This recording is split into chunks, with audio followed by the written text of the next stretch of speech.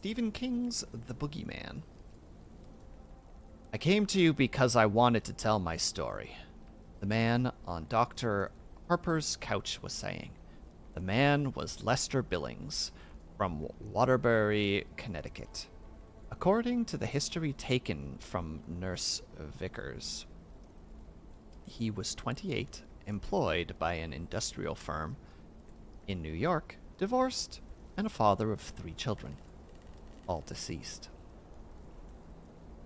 I can't go to a priest because I'm not a Catholic. I can't go to a lawyer because I haven't done anything to console a lawyer about. All I did was kill my kids, one at a time. Killed them all. Dr. Harper turned on the tape recorder. Billings laid straight as a yardstick on the couch, not giving it an inch of himself. His feet protruded stiffly over the end. Picture of a man enduring necessary humiliation. His hands were folded corpse-like on his chest. His face was carefully set. He looked at a pale white composition ceiling as if seeing scenes and pictures playing out there. Do you mean you actually killed them, or... No! An impatient flick of the hand. But I was responsible. Danny in 1967. Shirley in 1971. And Andy this year. I want to tell you about it. Dr. Harper said nothing. He thought that Billings looked haggard and old. His hair was thinning, his complexion shallow. His eyes held all the miserable secrets of whiskey. They were murdered, you see, only no one believes that. If they would, things would be all right. Why is that? Because Billings broke off and darted up on his elbow, staring across the room. What's that? He barked, his eyes narrowing to black slots. What's what? That door! The closet, Dr. Harper said, where I hang my coat and leave my overshoes. Open it. I want to see. Dr. Harper got up wordlessly, crossed the room, and opened the closet. Inside, a tan raincoat hung on one of the 4 or 5 hangers. Beneath was a pair of shiny galoshes. The New York Times had been carefully tucked into one of them. That was all. All right, Dr. Harper said. All right. Billings removed the props of his elbows and returned to his previous position. You were saying, Dr. Harper said as he went back to his chair, that if the murder of your 3 children could be proven, all troubles would be over. Why is that? I'd go to jail, Billings said immediately. For life? You can see all the rooms in a jail. All the rooms. He smiled at nothing. How were your children murdered? Don't just jerk it out of me. Billings twitched around and stared balefully at Harper. I'll tell you, don't worry. I'm not one of those freaks stuttering around and pretending to be Napoleon or explaining that I got hooked on heroin because my mother didn't love me. I know you won't believe me. I don't care. It doesn't matter. Just to tell will be enough. All right. Dr. Harper got out his pipe. I married Rita in 1965. I was 21 and she was 18. She was pregnant. That was Danny. His lips twisted into a rubbery, frightening grin that was gone in a wink. I had to leave college. Got a job. I didn't mind. I loved them both. We were happy. Rita got pregnant just a little while after Danny was born, and Shirley came along on December of 1966. Andy came into the summer of 1969, and Danny was already dead then. Andy was an accident. That's what Rita said. She said sometimes that birth control doesn't work. I think it was more than an accident. Children tie a man down, you know. Women like that. Especially when the man is brighter than they. Don't you find that true? Harper grunted uncommittedly. It doesn't matter, though.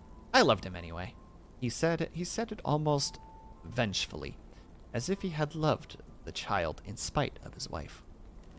Who killed the children? Harper asked. The Boogeyman. Lester Billing answered immediately. The Boogeyman killed them all. Just came out of the closet and killed them. He twisted around and grinned. You think I'm crazy, all right. It's written all over you, but I don't care. All I want to do is tell you and then get lost. I'm listening, Harper said. It started when Danny was almost 2, and Shirley was just an infant. He started crying when Rita put him into bed. We had a 2-bedroom place, see? Shirley slept in a crib in our room. At first I thought he was crying because he didn't have a bottle to take to bed anymore. Rita said that wouldn't make it for an issue. Let it go, let him have it, and he'll drop it on his own. But that's the way that kids start off bad. You get permissive with them, spoil them, then they break your heart. Get some girl knocked up, you know, or start shooting dope, or they get to be sissies. Can you imagine waking up one morning and finding that your kid, your son, is a sissy? After a while, though, when he didn't stop, I started pulling him to bed myself. If you can't stop crying, I'd give him a whack. And then Rita would said that he was saying light over and over again. Well, I didn't know. Kids that little, how can you tell what they're saying? Only a mother can tell. Rita wanted to put in a nightlight, one of those wall plug things with Mickey Mouse or Huckleberry Hound or something like that. I wouldn't let her. If the kid doesn't get over being afraid of the dark when he's little, he'll never get out of it. Anyway, he died this summer after Shirley was born. I put him to bed that night and he started crying right away. I heard what he said that time. He pointed right at the closet when he said it.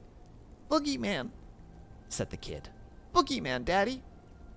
I turned off the light and went to bed and asked Rita why she was teaching the kid a word like that. I was tempted to slap her around a little, but I didn't. She said she never taught him to say that. I called her a goddamn liar. That was a bad summer for me, see? The only job I could get was loading Pepsi-Cola trucks in a warehouse, and I was tired all the time. Shirley would wake up and cry every night, and Rita would pick her up and sniffle. I tell you, sometimes I felt like throwing both of them out a window. Christ, kids drive you crazy sometimes. You could just kill them. Well, the kid woke me up at 3 a.m., right on schedule. I went to the bathroom, only a quarter awake, you know, and Rita asked if I could check on Dandy. I told her to do it herself and went back to bed. I was almost asleep when I heard her screaming. I got up and went. Kid was dead on his back. Just as white as flour except for the blood had sank. Back of the legs, the head, and at the buttocks. His eyes were open. That was the worst, you know. Wide open and glassy, like the eyes that you see on a moose head some guy put up on his mantle. Like pictures that you see of those gawk kids over in Nam. But an American kid shouldn't look like that, dead on his back, wearing a diaper and rubber pants because he's been wetting himself again over the last couple of weeks. Awful. I loved that kid. Billings shook his head slowly, then offered the rubbery, frightening grin again. Rita was screaming her head off. She tried to pick Danny up and rock him, but I wouldn't let her. Cops don't like it when you touch the evidence. I know that. Did you know it was the Boogeyman then? Harper asked quietly. Oh no, not then. But I did see one thing. It didn't mean anything to me then, but my mind stored it away. What was it? The closet was open. Not much, just a crack. But I knew that I had left it shut, see? There's dry cleaning bags in there. 3. A kid messing around with one of those. And bingo, asphyxiation. You know that? Yes. What happened then? Billings shrugged. We planted him. He looked morbidly at his hands, which had thrown dirt over 3 tiny coffins. Was there an inquiry? Sure. Billings' eyes flashed with a sardonious brilliance. So me backcountry fuckhead with a stethoscope and a black bag full of junior mints and sheepskin from some cow college? Crip death, he called it. You ever heard of a pile of yellow manure? The kid was 3 years old. Crypt death is very common around the first year, Harper said carefully. But that diagnosis had gone on death certifications for kids up to age 5, for want of a better... Bullshit! Billings spat violently. Harper relit his pipe. We moved Shirley to Danny's old room a month after the funeral. Rita fought it tooth and nail, but I had the last word. It hurt me, of course. Of course it did. Jesus. I loved having that kid in with us. But you can't get overprotective. You make the kid cripple that way. When I was a kid, my mom would take me to the beach and would scream herself hoarse. Don't go over there! Don't go over there! There could be an undertow! You've only eaten half an hour ago! Don't go over your head! Even to watch out for sharks before God. So what happened? I can't go near the water now. It's the truth. I get the cramps if I go near a beach. Rita got me to take her and the kids to Savin Rock once when Danny was alive. I got sick as a dog. I know, see? You can't overprotect kids. You can't coddle yourself either. Life goes on. Shirley went right into Danny's crib. We sent the old mattress to the dump, though. I don't want my girl getting any germs. So a year goes by, and one night while I'm putting Shirley to bed, she starts yowling and screaming and crying. Boogeyman, Daddy! Boogeyman, Boogeyman! That threw a jump into me. It was just like Danny. And I start to remember about the closet door, open just a crack, when I found him. I wanted to take her to our room for the night. Did you? No. Billings regretted his hands and his face twitched.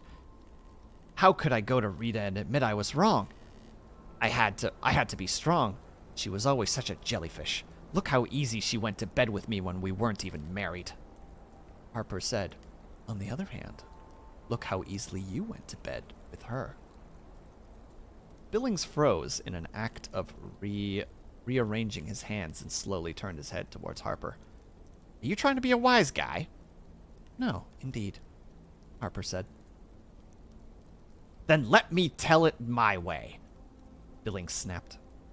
I came here to get this off my chest, to tell my story, and not to talk about my sex life, if that's what you to expect. Rita and I had a normal sex life, none of that dirty stuff. I know some people get a charge at talking about it, but I'm not one of them. All right, Harper said. Okay, Billings echoed with an uneasy arrogance. He seemed to have lost the thread of his thought. His eyes wandered uneasily to the closet, which was firmly shut. Would you like that open? Harper said. No! Billings said quickly. He gave a nervous laugh. What would I want to look at your overshoes for? The boogeyman got her too, Billings said.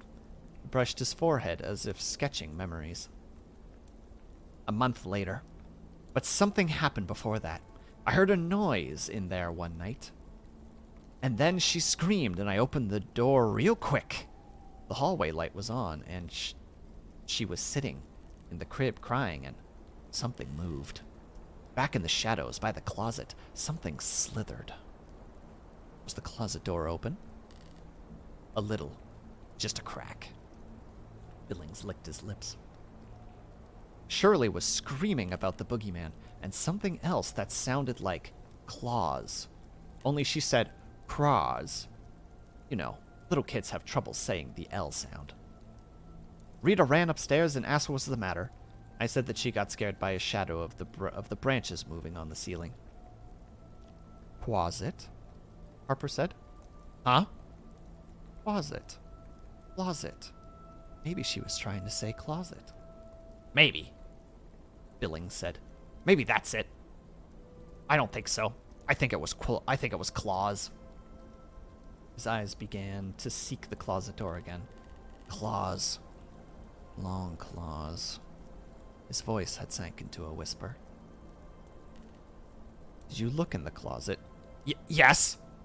Billings' hands were laced tightly around his chest. Laced tightly enough that you could see the white moon of every knuckle.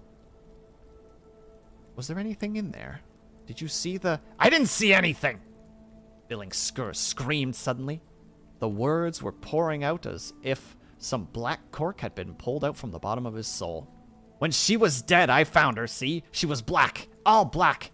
She had swallowed her own tongue, and she was as black as a person at a minstrel show, and she was staring at me. Her eyes, they looked like those eyes that you see from stuffed animals, all shiny and awful, like living marbles. They were saying to me, Daddy, you let this happen to me. You killed me. You helped it kill me. His words trailed off. One single tear, very long and silent, ran down the side of his cheek. It was a brain convulsion, see? Kids get those sometimes. Bad signal from the brain. They had an autopsy at the Hartford Recovery, and they told us that she choked on her tongue from the convulsion. I had to go home alone because they kept Rita under sedation. She was out of her mind. I had to go back to that house all alone. And I know a kid doesn't just have convulsions from their brain being fragged up. You can scare a kid into convulsions, and I had to go back to that house where it was. He whispered. I slept on the couch that night, with the lights on. Did anything happen?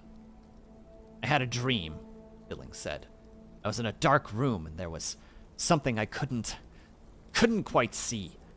In the closet, it made a noise, a squishy noise. It reminded me of a comic book that I read when I was a kid. Tales of the Crypt. Do you remember that? Christ.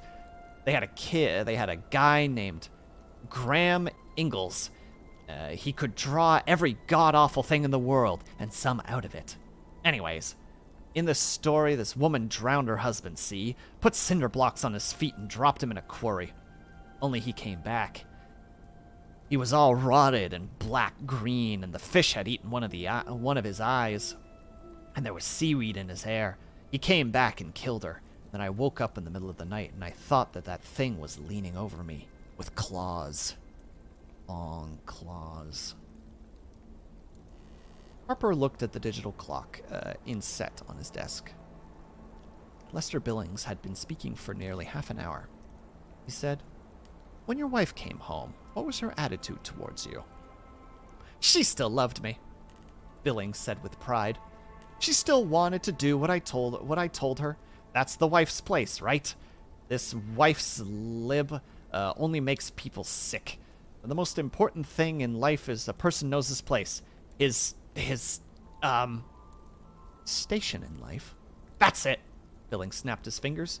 That's it exactly. And a wife should follow her husband. Oh, she was sort of colorless for the first 4 or 5 months after. Dragged around the house, didn't sing, didn't watch TV, didn't laugh. I knew she'd get over it. When they're that little, you don't get so attached to them. After a while, you have to go to the bureau drawer and look at a picture to even remember exactly what they looked like. She wanted another baby, he added darkly. I told her it was a bad idea. Oh, not forever, but for a while. I told her that it was time for us to get over things and begin to enjoy each other.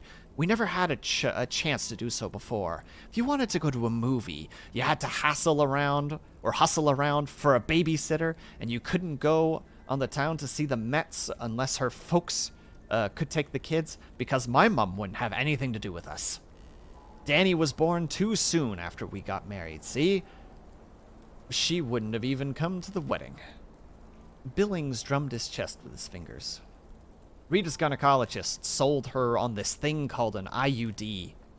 Foolproof, the doctor said. He could stick it up a woman's... her place, and that's it. If there's anything in there, the egg won't fertilize. You don't know it's there. He smiled at the ceiling with a dark sweetness. Nobody knows if it's there or not. And the next year she was pregnant again. Some foolproof. No birth control method is perfect, Harper said. The pill is only 98%. The IED may have been ejected by cramps, strong menstrual flow, or, in exceptional cases, by evacuation. Yeah? Or you can just take it out. That's possible. So what next? She's knitting little things, singing in the shower, and eating pickles like crazy. Sitting on my lap and saying things about how this must be God's will. Piss! The baby came at the end of the year after Shirley's death. That's right, a boy. She named him Andrew Lester Billings. I didn't want anything to do with it, at least at first. My motto was, she screwed up, let her take care of it. And I know how that sounds, but you have to remember that I've been through a lot. But I warmed up to him, you know? He was the only one of the litter that looked like me, for one thing.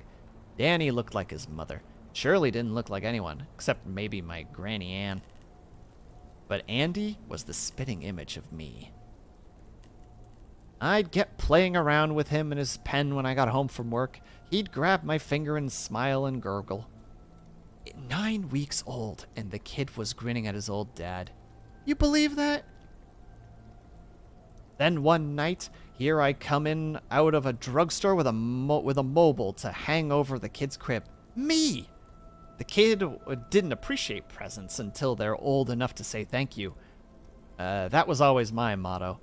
But there I was, buying him silly crap, and all at once I realized I loved him all the most of all. I had another job by then. A pretty good one. Selling drill bits at Klutz & Sons. I did real well. And when Andy was one, we moved to Waterbury. The old place had too many bad memories. And too many closets. That next year was the best one for us. I'd give each one of the fingers on my right hand to have it again. Oh, the war at Nam was going on, and the hippies were running around with no clothes, and the people that I didn't like were yelling a lot. But none of them touched us. We were in a quiet street with nice neighbors. We were happy. He summed up simply. I asked Rita once if she wasn't worried. You know, bad luck comes in threes and all that. She said not to us. She said Andy was special. She said God had drawn a ring around him. Billings looked morbidly at the ceiling. Last year wasn't so good. Something about the house had changed. I started keeping my boots in the hall because I didn't like opening the closet door anymore. I kept thinking, well, what if it's in there? All crouched and ready to spring the second I opened the door, and I started thinking that I'd hear squishing noises, as if something black and green and wet was moving around in there, just a little. Rita asked me if I was working too hard, and I started to snap at her, just like the old days. I got sick to my stomach leaving them alone to go to work, and I was glad to get out. God help me, I was glad to get out. I started to think, that it lost us for a while when we moved. It had to hunt around, slinking through the streets at night or maybe creep through the sewers, smelling for us. It took a year, but it found us. It's back. It wants Andy, and it wants me. I started to think, maybe if you think of a thing long enough and believe it, it gets real. Maybe all the monsters that we were scared of as kids, Frankenstein, Wolfman, and Mummy, maybe they were real.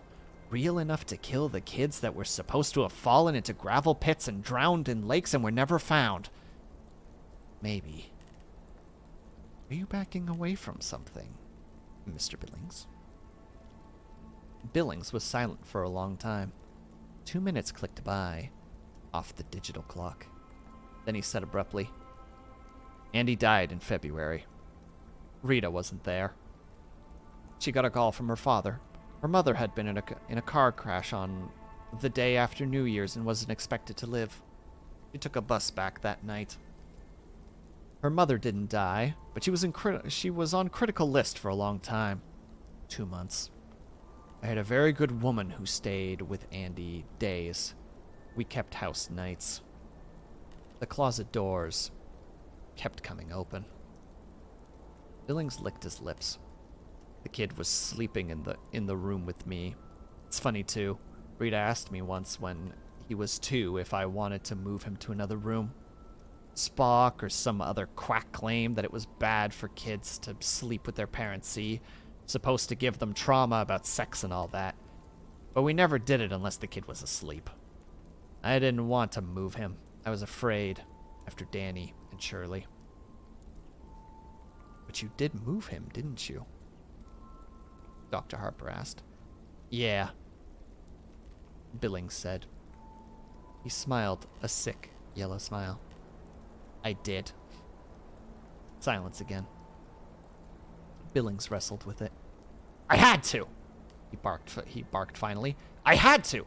It was all right when Rita was there, but when she was gone, it started to get bolder. It started... He rolled his eyes at Harper and bared his teeth in a savage grin. Oh, you don't believe me. I know what you think. Just another goofy for your casebook. I know that, but you weren't there. You lousy smug head peeper. One night, every door in the house blew wide open. One morning, I got up and found a trail of mud and filth across the hallway between the coat closet and the front door. Was it going out? Was it coming in? I didn't know. For Jesus, I didn't know. Recorded all scratched up and covered in slime, mirrors broken, and the sounds. The sounds. He ran a hand over his hair. You'd wake up at 3 a.m. and look into the dark, and at first you say, it's just the clock. But beneath it you could hear something moving in a stealthy way. But not too stealthy, because it wants you to hear it. A slimy sliding sound like something in the kitchen drain. Or a clicking sound like claws being dragged lightly against the staircase banister. And you'd close your eyes knowing that hearing it is bad, but if you saw it.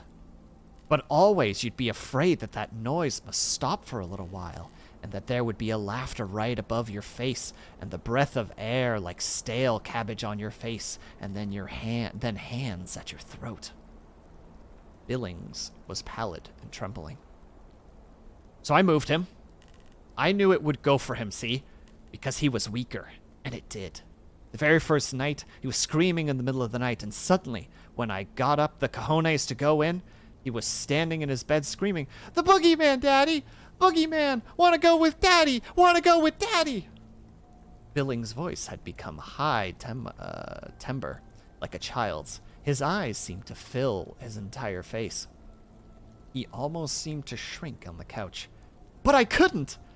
The childish tremble continued. I couldn't! An hour later there was a scream, an awful gargling scream.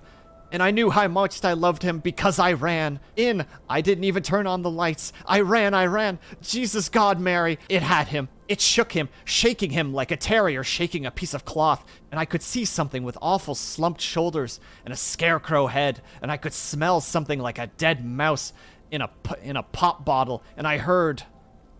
He trailed off. Then his voice clicked back into an adult range. I heard it when it broke Andy's neck. Billings' voice was cool and dead. It made a sound like ice cracking when you're skating on a country pond in winter. Then what happened? Oh, I ran, Billings said in the same cool, dead voice. I went to an all-night diner. How's that for complete cowardice? Ran to an all-night diner and drank 6 cups of coffee. Then I went home. It was already dawn. Called the police even before I went upstairs. He was lying on the floor and staring at me, accusing me. A tiny bit of blood ran down one ear. Only a drop, really. The closet door was open, but just a crack. The voice stopped. Harper looked at the digital clock. 50 minutes had passed. Make an appointment with the nurse, he said. In fact, several of them. Tuesdays and Thursdays. I only came here to tell my story, Billings said. To get it off my chest. I lied to the police, see? Told them that the kid must have tried to get out of his crib that night, and they swallowed it. Of course they did. That's just what it looked like. Accidental, like the others. Or Rita knew. Rita, finally, knew. He covered his eyes and began to weep.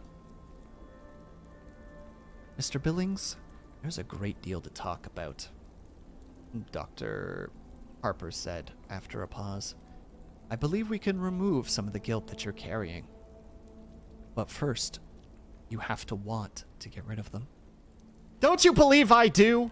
Billings cried, removing his arm from his eyes. They were red, raw, wounded.